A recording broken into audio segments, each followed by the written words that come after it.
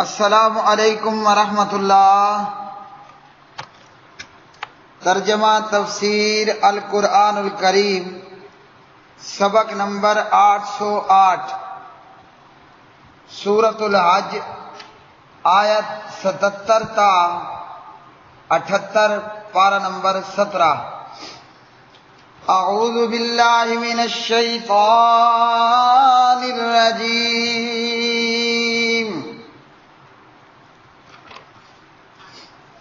یا ایھا الذین آمنوا ارکعوا واسجدوا واعبدوا ربکم وافعلوا الخیر لعلکم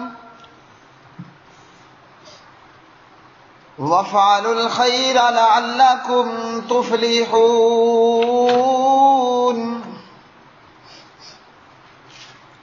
وجاہدوا فی اللہ حق جہادہ هو اجتباکم وما جعل علیکم فی الدین من حرج ملۃ ابیکم ابراہیم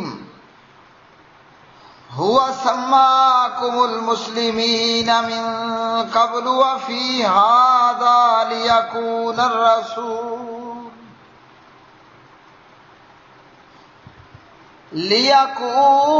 الرسول شہیدا علیکم وتکونوا شہداء علی الناس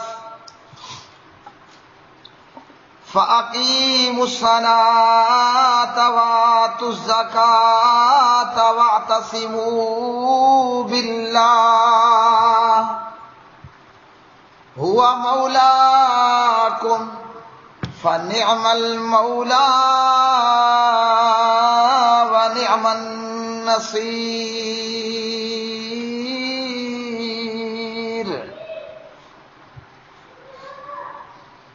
اے لوگو جو ایمان لائے ہو،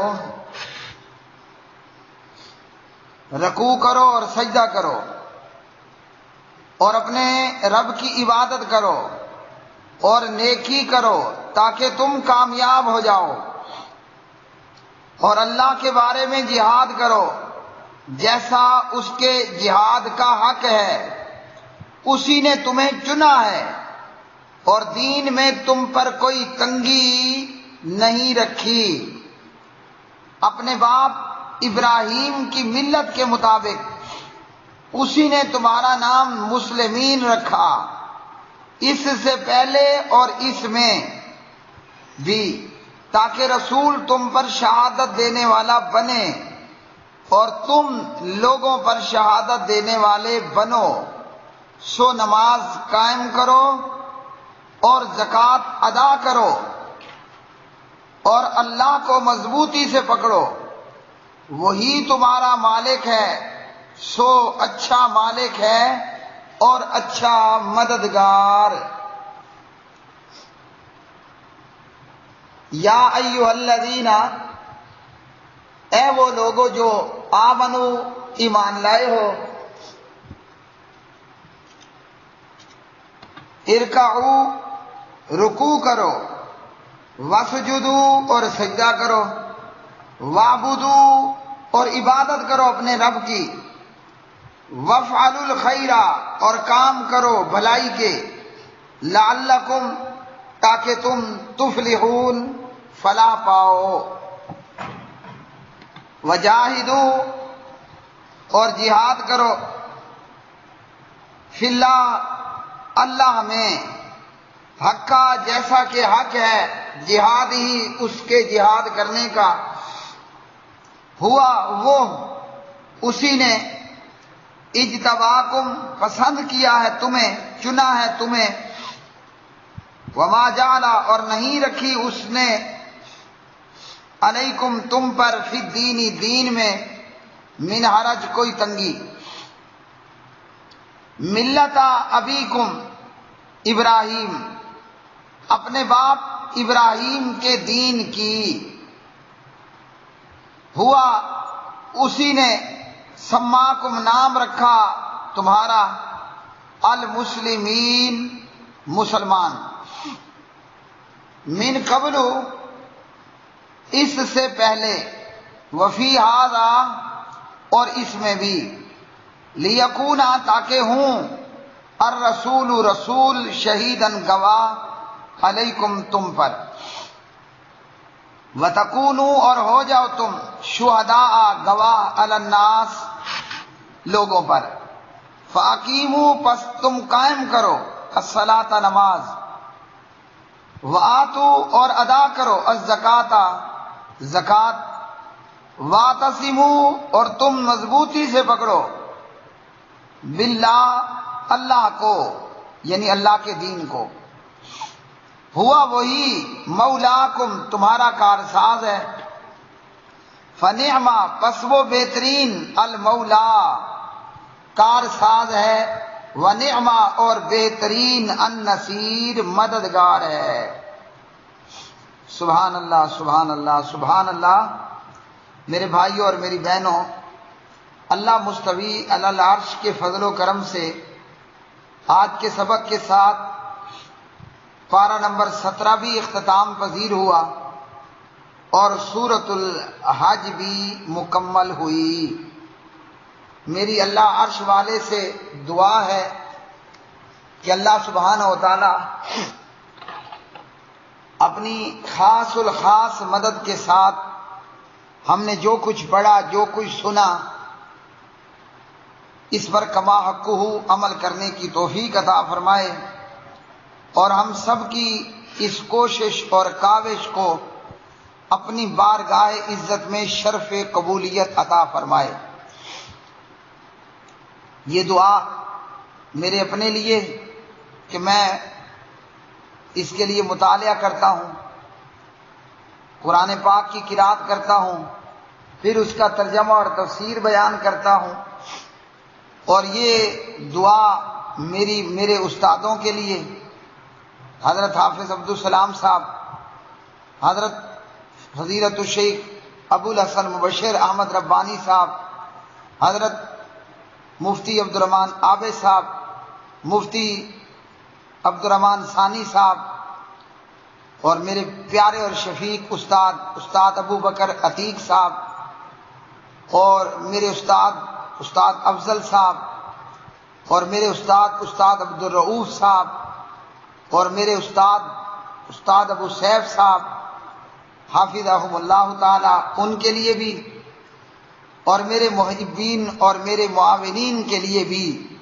اور میرے ان ایڈمن بھائیوں اور بہنوں کے لیے بھی میں یہ دعا کرتا ہوں کہ اللہ ہمارے اس کام کو قبول منظور فرمائے، اس پر عمل کی توفیق عطا فرمائے، اور اس دعوت اللہ کے کام کے نتیجے میں اللہ ہمیں دنیا کی خیر و بھلائیاں عطا فرمائے اور قبر کے اندر خیر و بھلائیاں عطا فرمائے، اور قیامت کے دن اللہ تعالی ہمیں اپنے عرش کا سایہ نصیب فرمائے، اپنے حبیب اور محبوب کے حوض کوثر سے، قبر سے اڑتے ہی حوض کوثر کا پانی پینے کی سعادت عطا فرمائے، تاکہ وہ قیامت کا لمبا دن چٹکیوں میں گزرے اور جنت جاتے جاتے ہمیں پیاس کا سامنا نہ ہو۔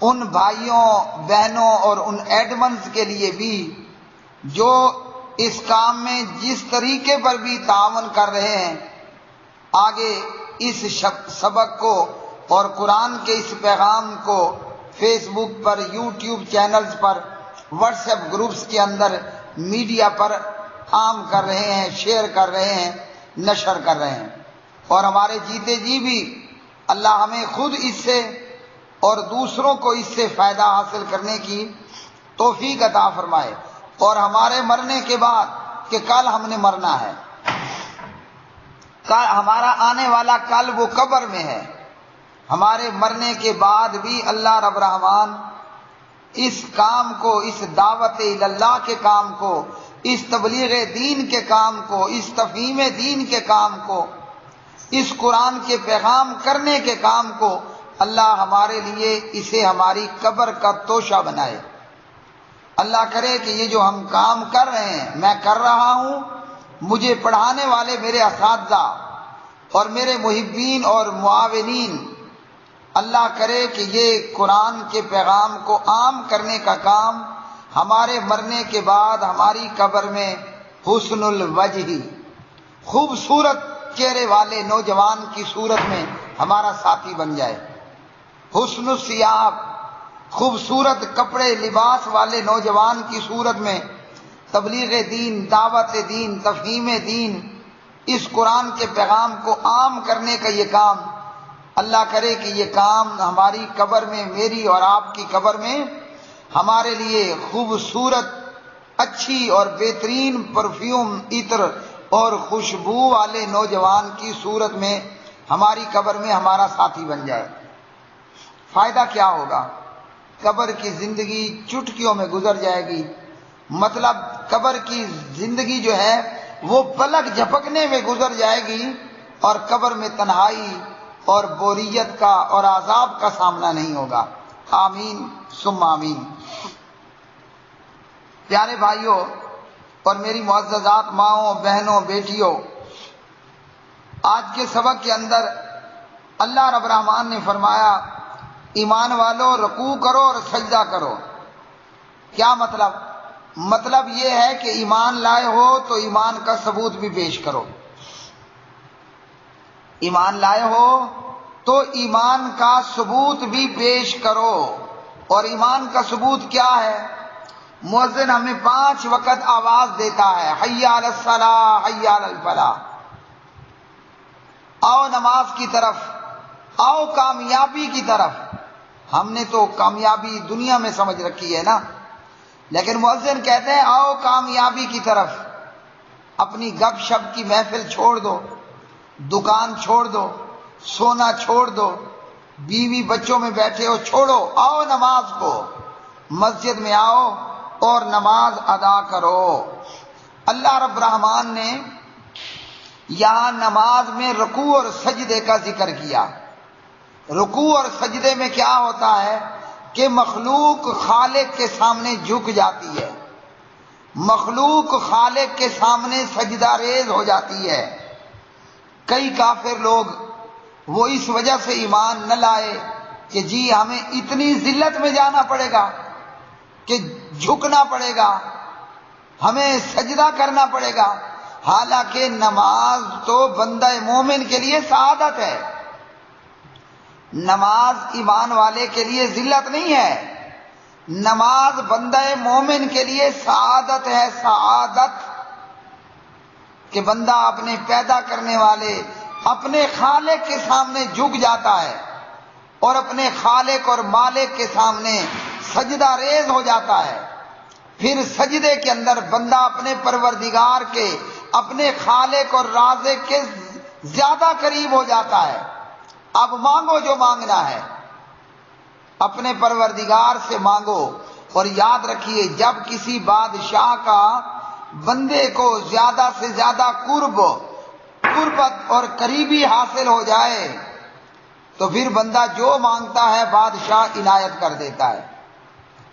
تو اللہ ساری کائنات کا خالق، رازق، مالک، داتا، دستگیر، رکوع اور سجدے میں بندہ جب اپنے پروردگار کے دنیا اور کائنات کے بادشاہ کے زیادہ قریب ہو گیا، اب مانگو، زیادہ سے زیادہ مانگو۔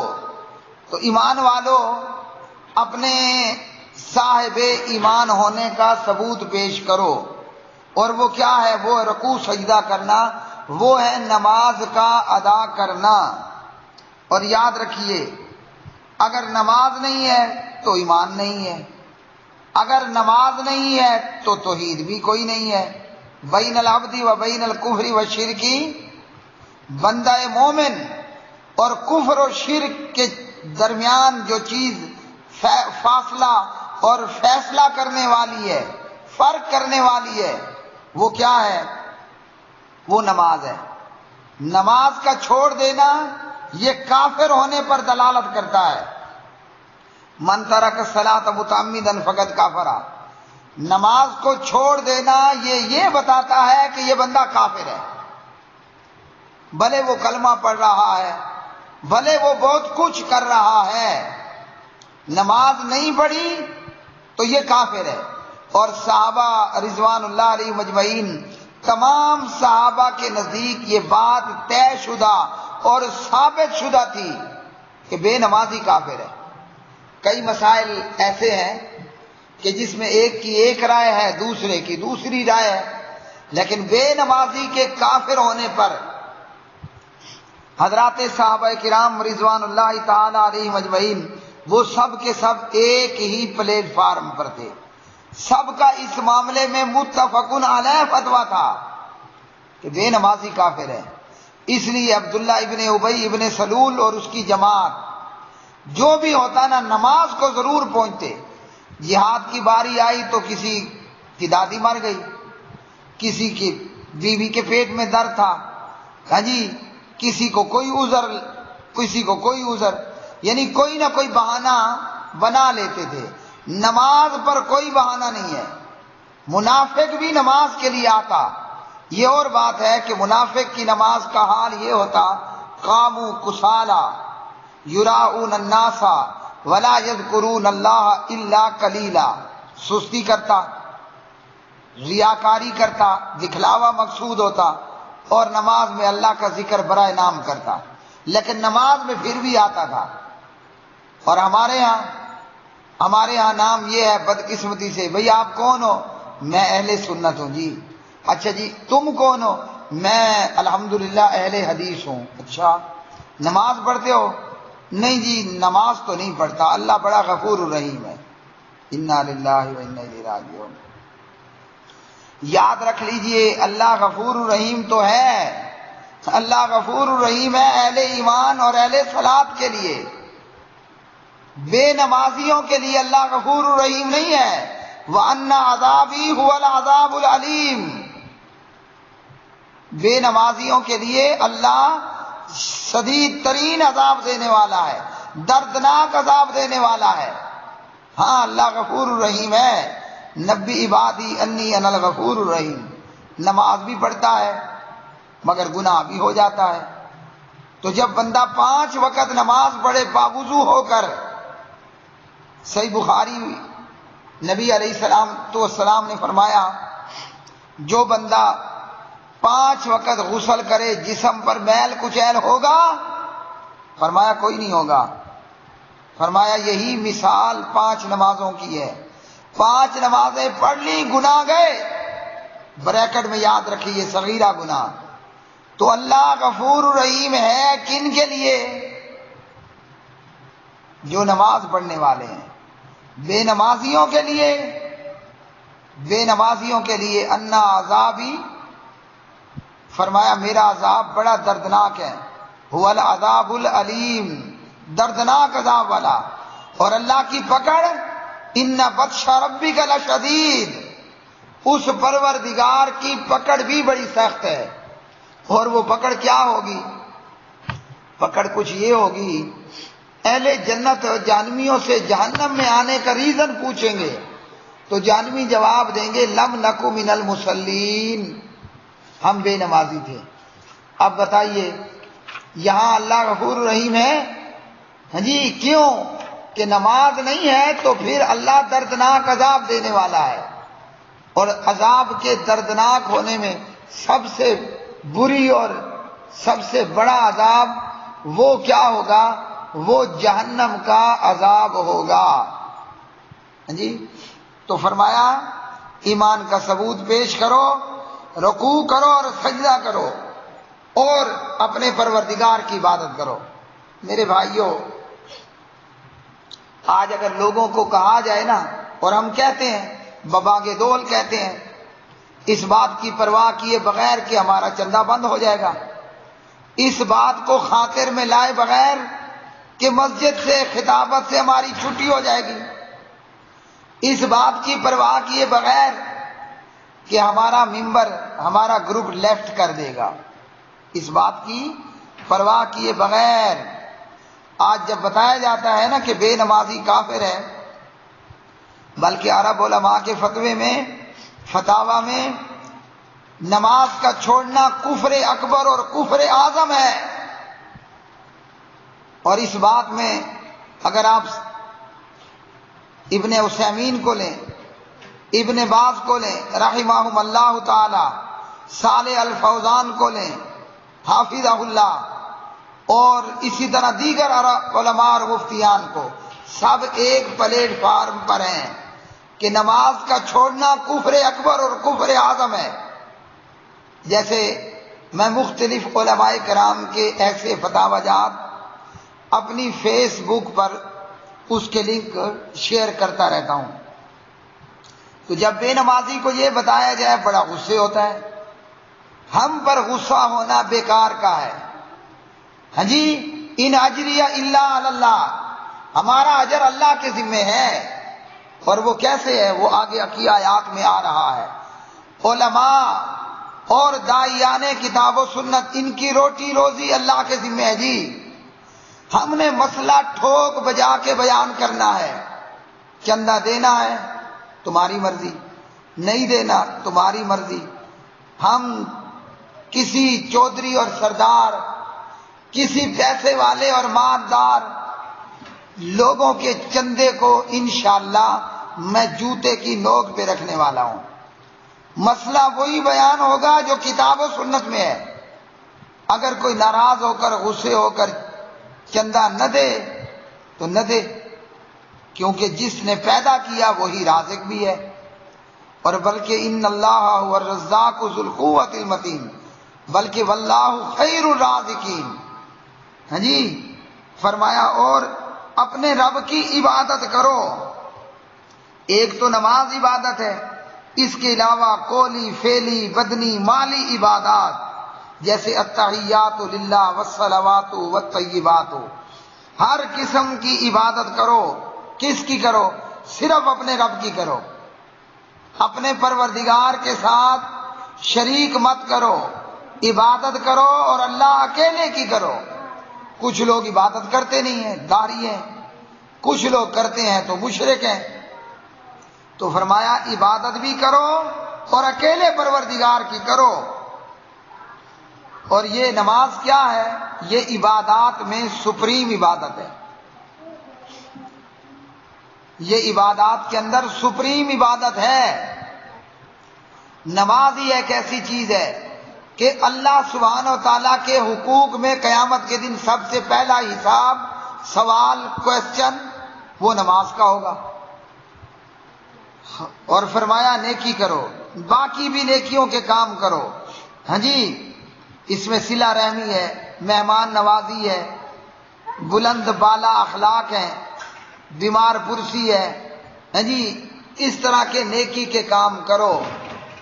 اور اللہ سبحانہ و تعالی فرماتے ہیں نیکیوں میں ایک دوسرے سے سبقت کرو۔ اور حضور فرماتے ہیں لا تحقرن من المعروف شیئا، کسی بھی قسم کی نیکی کو گھٹیا، بیکار اور حقیر مت جانو۔ کیوں؟ فرمایا کہ تاکہ تم کامیاب ہو جاؤ۔ اب جو نماز پڑھے گا، عبادت کرے گا، نیکیاں کرے گا، یہ ہے کامیاب، اور باقی ہیں برباد، اور وہ بربادی جہنم کی صورت میں ہے۔ پھر فرمایا اللہ کی راہ میں جہاد کرو جیسا اس کے جہاد کا حق ہے۔ اب اس جہاد سے مراد کیا ہے؟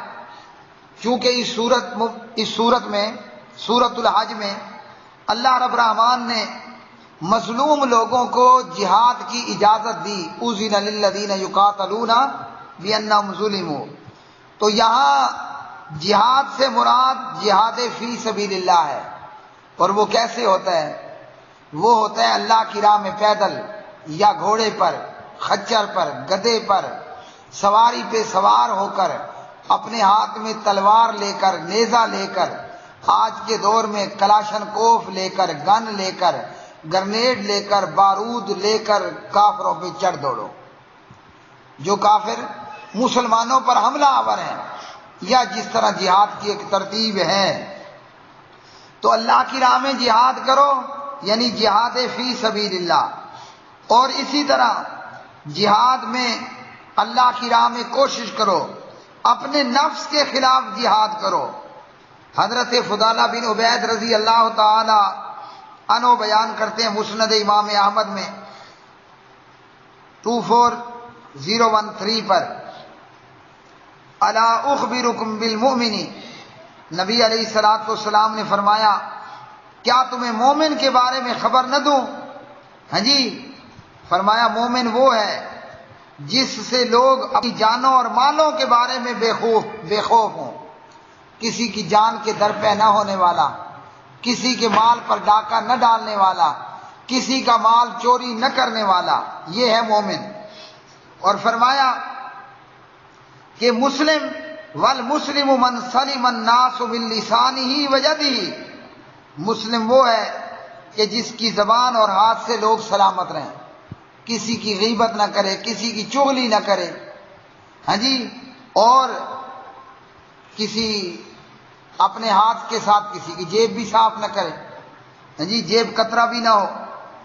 تو فرمایا والمجاہد، اور مجاہد من جاہد نفسہ فی طاعت اللہ، مجاہد وہ ہے جو اللہ کی فرما برداری میں اپنے نفس سے جہاد کرے۔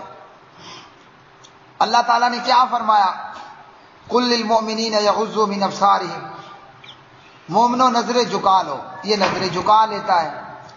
دل میں موجود شیطان کہتا ہے عورت کو دیکھ بڑی خوبصورت عورت ہے، ادھر اللہ کہتا ہے نظریں جھکا لو۔ یہ اللہ کی اطاعت میں اپنے نفس کی بات نہیں مانتا۔ اور اسی پر دیگر مثالیں، والمہاجر، اور مہاجر وہ ہے جو خطائیں اور گناہوں کو چھوڑ دے۔ علامہ البانی رحمہ اللہ اسے سلسلہ الصحیحہ کے اندر لے کر آئے۔ اسی طرح جہاد کے حوالے سے کچھ اور روایتیں بھی بیان کی جاتی ہیں، اور ان میں ایک روایت بیان کی جاتی ہے سلسلہ الضعیفہ والموضوعہ کے اندر، یہ روایت موجود ہے، رجعنا من الجہاد الاصغر الى الجہاد الاکبر، ہم چھوٹے جہاد سے بڑے جہاد کی طرف واپس پلٹ آئے۔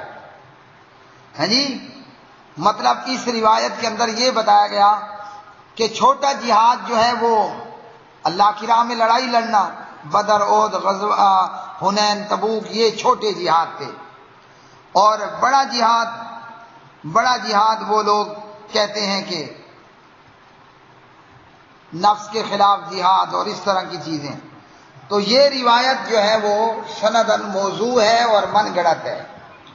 اللہ کی راہ میں اپنی جان اپنے مال کے ساتھ جہاد کرنا، کہ یا تو بندہ غازی بن جاتا ہے، یا بیوی بیوہ ہو جاتی ہے، بچے یتیم ہو جاتے ہیں، یا بندہ لونڈیاں، بکریاں، اونٹ اور گائے لے کر، سونا اور چاندی، تلواریں اور نیزے لے کر واپس پلٹتا ہے۔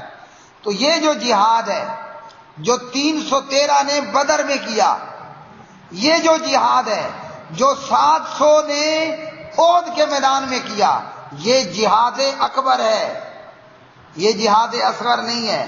لیکن چونکہ آج ہم ہجڑا بن چکے ہیں، اس لیے کافروں کے مقابلے میں، مودی کے مقابلے میں جہاد کرنے کی بجائے ہم گانا اور میوزک ریلیز کر رہے ہوتے ہیں۔ انا للہ و انا الیہ راجعون۔ ہاں جی، وہ پہلے کیا تھا؟ پہلے یہ تھا کہ تلواریں بیچ کر مسلح خرید لیے، انا للہ و انا الیہ راجعون، تلوار بیچی، مسلح خرید لیا۔ اب کیا ہے؟ اب ہم نے تلوار بیچی، ملکہ ترنم نور جہان کو خرید لیا۔ استغفر اللہ، لا حول ولا قوت الا باللہ، انا للہ و انا الیہ راجعون۔ دشمن کے مقابلے میں تلوار اور بارود اٹھانے کی بجائے، گن، گولا اور گرنیڈ اٹھانے کی بجائے ہم نے ڈی جے کو بلا لیا، آؤ جی ڈی جے میاں گانا گاؤ انڈیا کے خلاف۔ فٹے منہ، بے حیا، بے شرم، ہاں جی، امت کو بیچ کھانے والے یہ بزدل، امت کا سودا کر لینے والے یہ بزدل جرنیل، جب امت نے تلوار بیچ کر مسلح خریدا تھا، امت بیڑا غرق ہوئی۔ ہم نے سمجھا مسلح بچھا کر بس دعا کر لیں گے، قنوت پڑھ لیں گے اور اللہ دشمن کو ہلاک کر دے گا۔ ایسا نہیں ہونے والا تھا۔ اگر ایسا ہوتا تو نبی علیہ السلام بھی صرف بدر و احد میں مصلی ہی بچھائے رکھتے. اگر ایسا ہوتا آپ کے جانثار صحابہ اور آپ کے شفیق اور مہربان چچا اور آپ کے دودھ شریک بھائی حمزہ بن عبد المطلب رضی اللہ تعالی عنہ وہ میدان احد میں شہید نہ ہوئے پڑے ہوتے. اگر ایسا ہوتا میدان احد کے اندر مسلمان شہداء کے ناک کان آنکھ یہ کاٹ نہ دیے گئے ہوتے. مسلح خریدے تلواریں بیچ کر امت غرق ہوئی، اور جب تلوار بیچ کر گانا اور میوزک لے کر آئے امت کتنی بڑی بربادی کا شکار ہوگی ہم تصور بھی نہیں کر سکتے. الا یہ کہ اللہ ہم پر رحم فرمائے، ہم پھر تلوار اٹھائیں اور مائیں پھر محمود غزنوی اور ٹیپو شہید اور ایوبی اور زنگی اور عمر بن عبدالعزیز اور ابن تیمیہ پیدا کر دیں رحمت اللہ تعالی علیہ مجمعین. اور فرمایا کہ اللہ نے تمہارا نام مسلم رکھا ہے، اللہ نے مسلم نام رکھا ہے. مسلم ہمارا نام ہے، پھر باقی ہماری صفات ہیں. کوئی اپنے استاد کی طرف نسبت کر دے اور اپنے آپ کو حنفی کہلوائے، کوئی کسی شہر اور بستی کی طرف نسبت کر لے، اپنے آپ کو مدنی، مکی اور بغدادی کہلائے. یہ صفات ہیں. نام ہمارا مسلم ہے.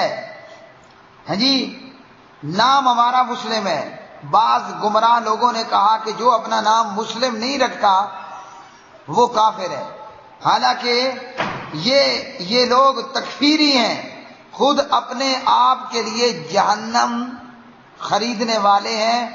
کلمہ پڑھنے والوں کو فقط حنفی یا مکی مدنی کہلوانے پر کفر کا فتویٰ تھوپ دینے والے. ہمارا نام مسلم ہے اور دیگر نام ہماری صفات ہیں.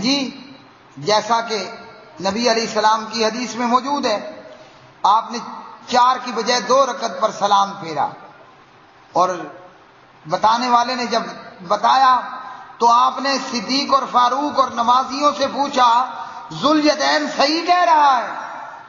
حالانکہ اس کی ماں نے اس کا نام ذوالیدین نہیں رکھا تھا، وہ لمبے بازوؤں والا تھا، اس لیے آپ نے اسے ذوالیدین کہا.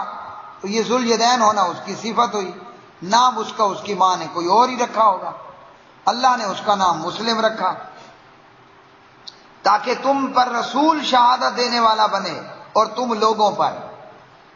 اس امت نے دیگر امتوں پر گواہ بننا ہے اور ہم پر ہمارے رسول گواہ بنیں گے.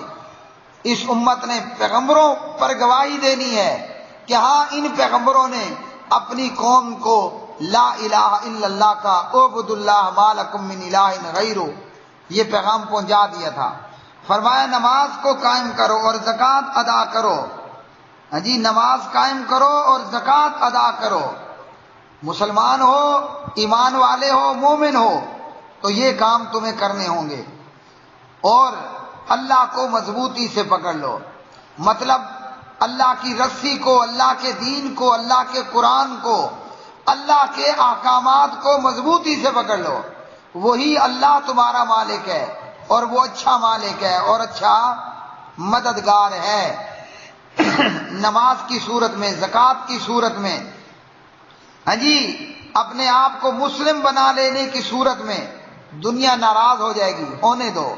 جس کا اللہ مولا ہوا، مالک اور مددگار اللہ، دنیا اس کا کچھ بھی نہیں بگاڑ سکتی ہے. اور حدیث کے مطابق ہمارا نام مسلم بھی ہے، مومن بھی ہے اور عباد اللہ بھی ہے. ترمذی حدیث نمبر 2863. میرے بھائیو، آج ہماری ذلت کی وجہ یہ ہے کلمہ تو پڑھ لیا، نماز نہیں پڑھتے. کلمہ پڑھ لیا، زکوٰۃ بھی نہیں دیتے. کلمہ پڑھ لیا، جہاد بھی نہیں کرتے. اس لیے نہ گھر کے نہ گھاٹ کے. کلمہ پڑھنے سے کافر دشمن ہو گئے. نماز، زکوٰۃ اور جہاد نہ کرنے کی وجہ سے اللہ کی مدد ہم سے منہ موڑ چکی. اب اگر ہم چاہتے ہیں کہ ہم دنیا میں عزت حاصل کر لیں، 5 نمازیں پڑھنا فرض، زکوٰۃ دینا فرض صاحب مال پر، اور اللہ کی راہ میں جہاد کرنا فرض، کتب علیکم القتال، عزت تب ملے گی، ورنہ ذلت فقط ذلت ہوگی۔ وآخر دعوانا الحمدللہ رب العالمین۔